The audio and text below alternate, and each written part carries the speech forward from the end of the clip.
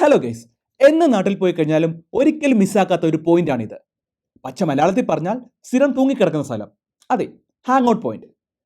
ഈ കാട്ടിൽ കൂടി നമ്മൾ നടന്നു പോകുന്നത് ഒരു മനോഹരമായ ഒരു കാഴ്ച കാണാനാണ്.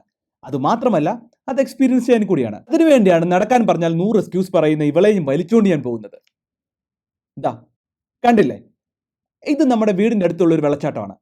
എന്ത് മനോഹരമായ ഒരു പോയിന്റാണിത്.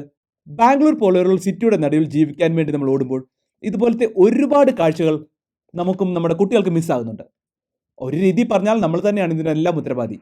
പക്ഷേ ജീവിക്കാനുള്ള ഓട്ടത്തിലായതുകൊണ്ട് ദൈവം നമ്മളോട് ക്ഷമിക്കുമായിരിക്കും അല്ലേ. എന്താ അവളുടെ മുഖത്തെ സന്തോഷം കണ്ടു. നമ്മളെ കൊണ്ട് പറ്റുന്ന പോലെ അവർക്ക് നേച്ചറുമായി ഇൻട്രാക്ട് ചെയ്യാൻ ഒരു ചാൻസ് കൊടുക്കുക എന്നുള്ളത് നമ്മുടെ ഓരോരുത്തരുടെയും ഉത്തരവാദിത്തമാണ്. വളരട്ടെ. നമ്മൾ പണ്ട് വളർന്നതുപോലെ എന്തുമാത്രം മഴ നനഞ്ഞു, എന്തുമാത്രം അടി കിട്ടി, എന്തുമാത്രം മരം കയറി.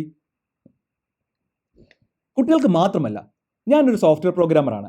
ഇതുപോലെ പ്രോഗ്രാം ചെയ്ത മനസ്സും ശരീരവും എല്ലാം മുരടിച്ചിരിക്കുമ്പോൾ ഇതുപോലത്തെ ഒരു എക്സ്പീരിയൻസ് ചെയ്യാൻ കിട്ടുക എന്നുള്ളത് ഒരു ഭയങ്കര റിഫ്രഷിംഗ് ആയിട്ടുള്ള കാര്യമാണ്. So see in the next video. Bye, take care.